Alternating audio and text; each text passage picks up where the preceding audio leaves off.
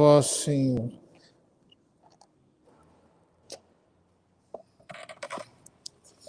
Queridos irmãos, hoje nós celebramos a festa do bem-aventurado Inácio de Azevedo, jesuíta, e seus companheiros mártires. Era o início da colonização no Brasil.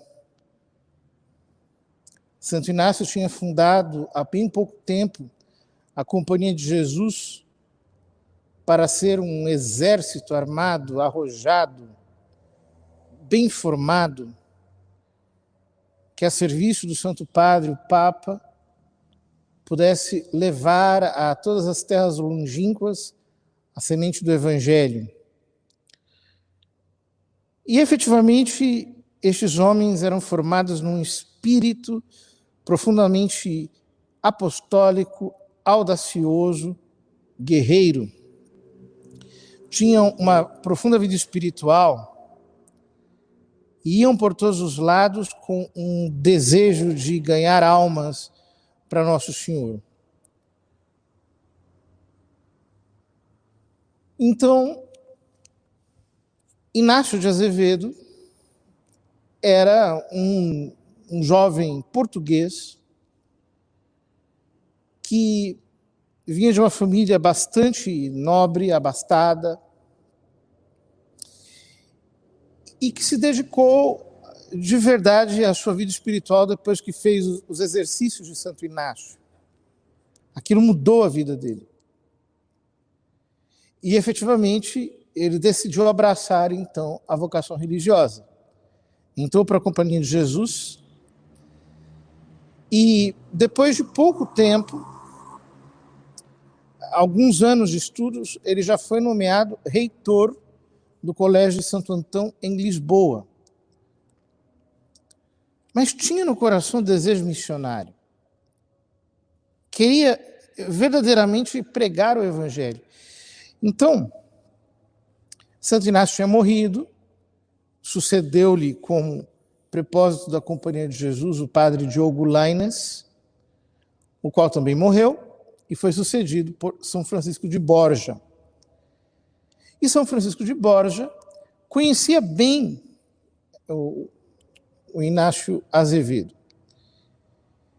Então, entendia o coração apostólico daquele rapaz e mandou-lhe, como visitador da Companhia de Jesus, ao Brasil. E ele veio uma primeira vez, ficou 3 meses entre a Bahia e o Rio de Janeiro. Naquela época estavam aqui São José de Anchieta, estava aqui o padre Manuel da Nóbrega. Ele conseguiu autorização do rei para fundar o Colégio do Rio de Janeiro e ficou encantado, porque efetivamente era uma coisa maravilhosa. Nós temos uma terrível chaga na história do Brasil. Que os verdadeiros heróis, eles sempre são destroçados. Isso aconteceu com a Companhia de Jesus. Os inimigos da igreja difamaram a Companhia de Jesus. Fizeram uma campanha para tirar a sua honra mesmo. Mas aqueles homens eram verdadeiros apóstolos. Eles não vinham apenas pregar, não era só isso. Eles civilizavam aqueles índios. Então eles chegavam, aprendiam a língua. O lema da Companhia de Jesus é para a maior glória de Deus, ad maiorem Dei gloria. Então, em tudo, a maior glória de Deus. Ou seja, Deus poderia ser muito bem glorificado e seria mais glorificado e que se fizesse uma civilização a partir dos índios selvagens do que, por exemplo, num país que já tivesse alguma cultura. Essa era a mentalidade. Então, para a maior glória de Deus, vieram para o Brasil. Para a maior glória de Deus, eles chegavam nas aldeias indígenas e ensinavam-lhes tudo. Como construir, como plantar, como se comunicar, ensinavam-lhes a religião, eles abandonavam todas aquelas superstições, aqueles cultos idolátricos, e aquilo se tornava uma pequena cristandade, uma verdadeira civilização iniciada, encoada pela semente do Evangelho. E eles ficavam ali e aquilo ia se tornando cada vez mais forte, mais firme, e iam por dentro do Brasil. Isso aqui não era absolutamente nada. Eles chegavam aqui, só tinha selva e índio, só isso. Correndo riscos, correndo todo tipo de privações. E não eram homens assim, como muitos que vinham de lá. Órfãos, degredados, pessoas que eram exiladas. Não, eram homens de uma altíssima cultura. Eram homens que, se ficassem na Europa, seriam grandes professores universitários, grandes autores, homens de renome, mas eles deixaram tudo para trazerem o Evangelho para a nossa pátria. Então, quando o beato Inácio de Azevedo viu aquilo, ele já sabia, pelas cartas que chegavam, mas quando ele viu, aquilo tomou o coração dele. Então ele voltou para a Europa, foi a Roma, conseguiu do Papa autorização para criar missões no Brasil, também para enfrentar certos problemas burocráticos junto à coroa portuguesa. Foi a Portugal, conversou pessoalmente com o rei, e ele começou uma campanha para conseguir missionários. E ele conseguiu 39 missionários, mais ele 40, os quais se dispuseram a deixar tudo para vir ao Brasil. Então eles ficaram aproximadamente 6 meses treinando, espiritualmente e fisicamente também, para poderem desbravar isso tudo. Então foi uma grande preparação, com desejo mesmo de virem para cá pregar. Mas acontece que ele estava vindo, então o navio partiu de Portugal, parou na Ilha da Madeira e depois parou nas Ilhas Canárias, e lá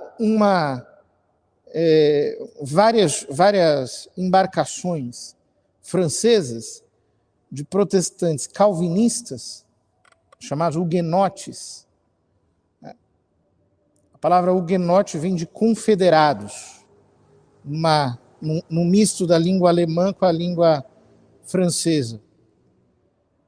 Então, um grupo de huguenotes saqueou aquelas embarcações, deixou muita gente viva, mas aos jesuítas eles mataram um por um de modo cruel. Mataram todos, os 40.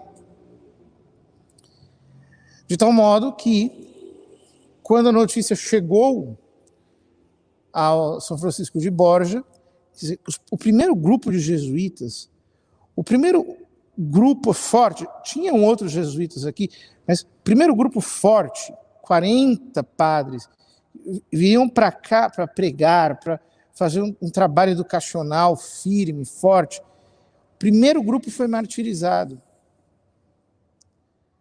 Já naquela época começou-se a difundir o culto desses 40 mártires, porque nos períodos modernos era até então o maior grupo que tinha sido martirizado. O próprio São Francisco de Borja rezava diariamente pedindo a intercessão dos 40 mártires, pelos trabalhos de apostolado que a companhia desenvolvia em todos os países. Ora, portanto, foi com muito sacrifício que a fé católica foi implantada no nosso país. foi com custo de sangue, de vidas entregues, de pessoas que abandonaram o luxo, uma vida folgada, uma vida cheia de comodidades, para poderem vir aqui e se entregarem a tudo isso que não era humanamente nada, por puro amor ao Evangelho. É muito triste que nos nossos dias haja tantas pessoas que abandonam a fé católica. O que mostra que na natureza do Brasil existe uma resistência da fé católica que é inata.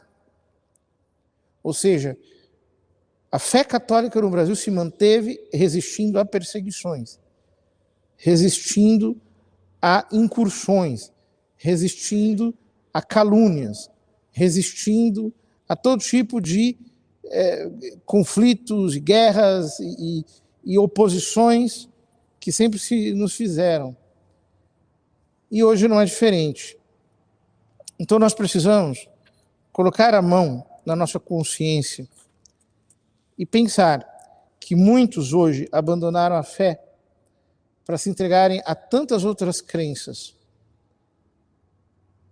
E justamente fizeram isso porque talvez nós falhamos em pregar o Evangelho e ao invés disso ficamos a falar das nossas bobagens humanas que não são capazes de salvar a ninguém. Vamos pedir a esses 40 mártires que intercedam por nós, para que surja na nossa nação uma verdadeira seara de apóstolos que queiram efetivamente pregar a sã doutrina, ao invés de se entregarem facilmente às ideias que talvez ficam empesteando a sociedade com pragas que se difundem assim rapidamente, mas que são a exata oposição àquela sã doutrina deixada-nos por Nosso Senhor e conservada pelos seus santos apóstolos, os seus profetas, os seus doutores, aqueles que nos comunicaram de maneira ininterrupta até os dias de hoje.